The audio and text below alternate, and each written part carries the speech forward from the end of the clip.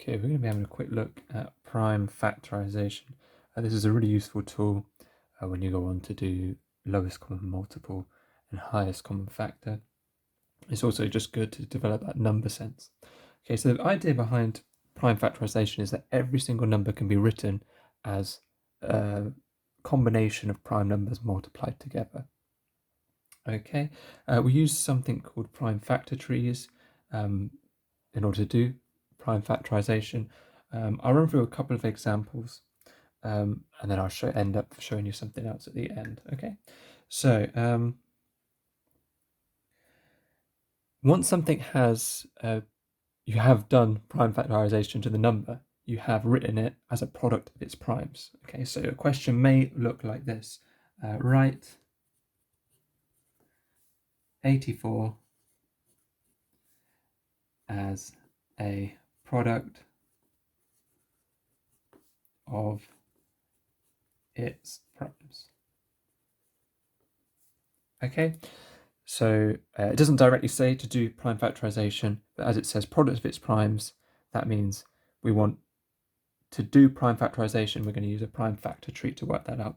Okay, so we start at the top of our tree with 84. We're going to keep dividing this by numbers until we can't go any further. Okay, so whenever you hit a prime number, we're going to circle it and stop there. So straight away we can see this is an even number, so we can divide it by 2. Let's do that. Okay, 84 divided by 2. If you really wanted to, you could do bus stop. 8 divided by 2 is 4. How many 2's into 4? Go 2.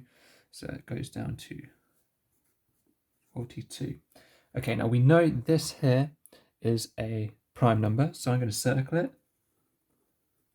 And this does not go on any further.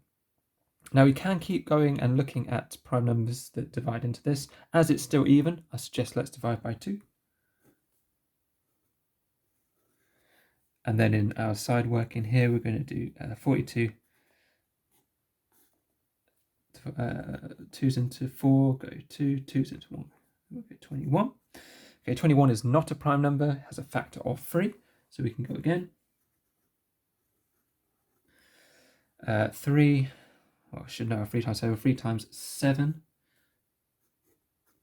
gives us 21. 7 is a prime number, okay, so we have finished. Once everything on the bottom is circled, we cannot go any further, and we've finished. Okay, so 84 is a product of its primes, will be written as 2 times 2 times 3 times 7. Okay, now convention is to write these two 2's as neatly as possible, so we'd write it as, you should know that 2 times 2 is the same as 2 squared, so that's 2 squared times 3 times 7. Right, I'm going to quickly run through this again just to show, illustrate a point, then we'll do one more example, then I'll show you something else, okay? So let's go for 84 again. We're going to do the same problem. I just want to illustrate to you that it does not, there's more than one route to the answer. It's not necessarily gone wrong if yours looks different to this. So let's start off with the same.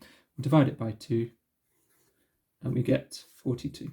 Okay, if now you spot that 42 has factors of 6 and 7, let's do that. Right, so you should know that 7 is a prime number, so we can stop here.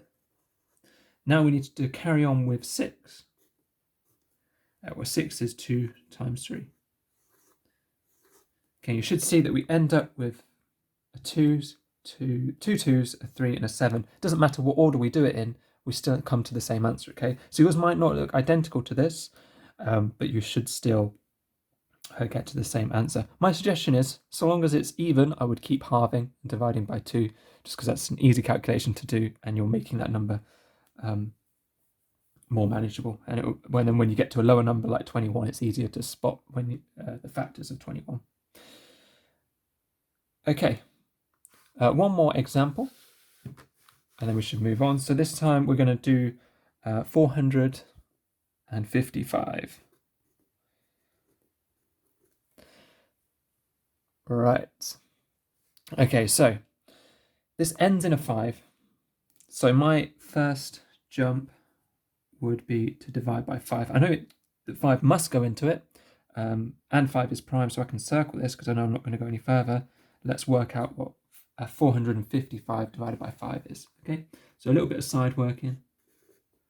4, 5, 5. So 5s into 4 do not go. Carry the 4. 5s into 45 go 9 times, and 5s into 5 go once. Okay, so now we're left with 91. Is 91 prime? Well, if you looked at the last video, you'll know that 91 is a difficult number because it looks like it's prime, but in fact it does still have 2 factors. Okay, the factors are 7 and 13. Right, so writing this as a product of its primes, 455 is equal to 5 times 7 times 13. Okay, the last thing I'm quickly going to show you is on your calculator, whatever calculator you have. If it's one of these, there should be a button that says fact above it. Okay, that stands for factorize, and it's talking about prime factorization. Okay, so if I type in the number I want to factorize, 455, press equals, just so it comes down to the bottom here.